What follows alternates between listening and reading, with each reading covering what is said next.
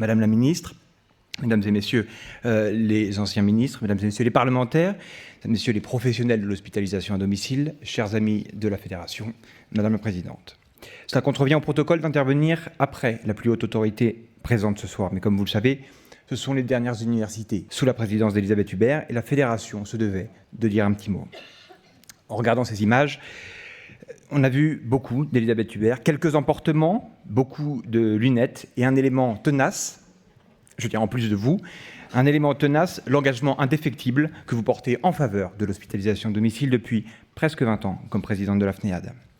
Nous avons recruté une alternante à la Fédération qui m'a dit, en parlant de vous, « Mais en fait, ça fait mon âge qu'elle travaille ici. » Eh oui, parce que rester en fonction 20 ans, c'est simple, il y a deux solutions. Soit c'est la conséquence d'un engagement viscéral pour une cause que vous défendez, soit c'est la marque d'un régime devenu autoritaire. On n'est peut-être pas obligé de choisir ce soir. En tout cas, ces 20 dernières années ont connu une transformation de l'hospitalisation à domicile indéniable. D'ailleurs, le mot transformation est peut-être un tout petit peu faible, tant l'activité des soins que nous développons aujourd'hui révolutionne la conception que nous en avions hier. Les chiffres ont été donnés, 35 000 patients alors, 200 000 aujourd'hui. Nous, lorsque la présidente est arrivée, nous parlions de 285 millions. Nous attendrons vraisemblablement les 2 milliards en 2025. Puis il n'y a pas que cela, nous sommes devenus une fédération hospitalière. Il n'y a pas que cela, nous sommes devenus des établissements de santé à part entière. Combien de prises en charge nouvelles la présidente a-t-elle rendu envisageable, autorisé, déployé, puis financé? Combien d'innovations, de collaborations entre tous les secteurs? Je vois ce soir un certain nombre de leurs représentants et je les remercie pour leur présence.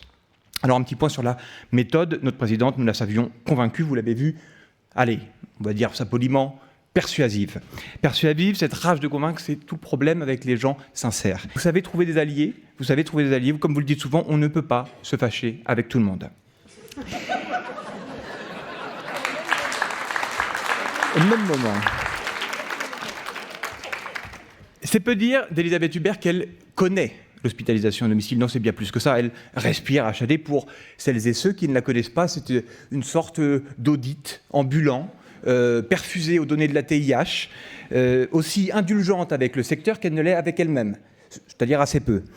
D'ailleurs, j'en profite pour faire une petite parenthèse. S'il y a dans la salle ce soir des directrices ou des directeurs d'un établissement d'HAD à qui l'une des phrases qui va suivre évoque quelque chose, sachez que vous n'êtes pas seul.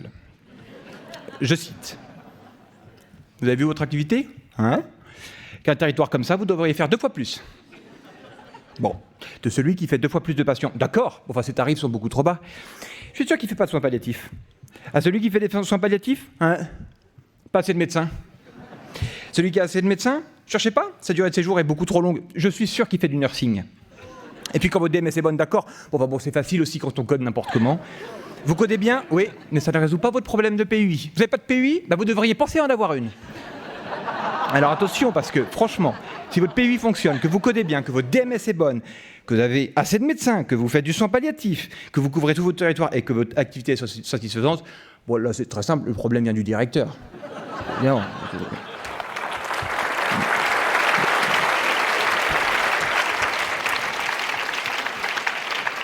Mais entendons-nous bien ce soir, ce comportement obsessionnel n'est pas une pathologie. Enfin, en tout cas, pas uniquement. Non, je pense qu'en réalité, il faut l'excuser. Je ne suis pas sûr qu'elle sache faire autrement. Je ne suis pas sûr qu'elle puisse faire autrement. Faire autrement, ça voudrait dire renoncer à plus de 35 ans de conseil d'administration d'un HAD nantais, ça a été mentionné. Faire autrement, ça serait s'asseoir sur 15 ans d'expérience comme directrice générale d'un réseau d'HAD national. Faire autrement, voudrait dire trahir des habitudes syndicales et des réflexes politiques que l'on sait là aussi coriaces. Puis faire autrement, ça serait enfin lui demander d'oublier son passé de médecin généraliste. Et tout le monde sait ici qu'il n'est pas si facile que cela de faire changer d'avis un médecin. Madame la ministre, merci d'être restée. À propos de ministres, la présidente Elisabeth Hubert a travaillé avec non moins de 15 ministres de la Santé pour les rallier à la cause un par un, parfois de leur plein gré. Tour à tour, ils ont été convaincus que le domicile pouvait devenir le lieu privilégié des soins d'un certain nombre de nos concitoyens. Parce qu'on va dire de gauche, de droite, qu'importe le flacon pourvu que l'hôpital change d'adresse.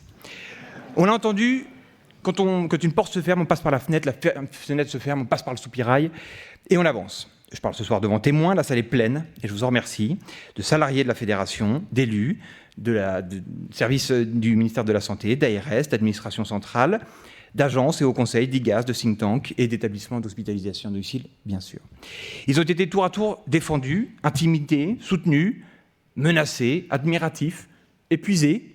Épuisés, oui, parce que j'ai cité les salariés de la fédération. Mais jamais en même temps, parce que maintenant, vous le savez, on ne peut quand même pas se fâcher avec tout le monde. Comme à chaque université depuis 20 ans, elle s'inquiète que dans la salle, il y ait plus de gens fâchés que de gens ralliés.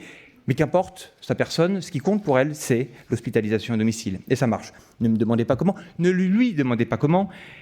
Vous dira toujours la même chose, il faut penser aux patients. Pour ses multiples appartenances, elle dit souvent de l'HAD que c'est un animal hybride. Peut-être l'avez-vous déjà entendu, mais chaque parole n'est-elle pas un aveu, comme disait Albert Camus? Ma question est donc la suivante, Madame la Présidente, n'êtes-vous pas vous-même cet animal hybride? Une militante, une politique, une décideuse, mais aussi défenseuse, chef de meute, femme d'affaires, négociatrice. Vous êtes à la fois praticienne et stratège, très humaine et infatigable. Il vous reste 6 mois de présidence et vous m'aviez confié, je cite, « Pour cette dernière année, je ne vais pas me retenir. » Vous qui d'ordinaire, c'est vrai, étiez si timide.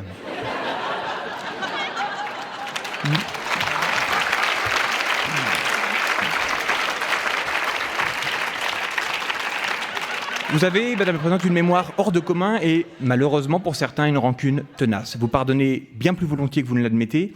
Et chaque fois que je m'en étonne, vous connaissez maintenant sa réponse, on ne peut pas s'acheter avec tout le monde.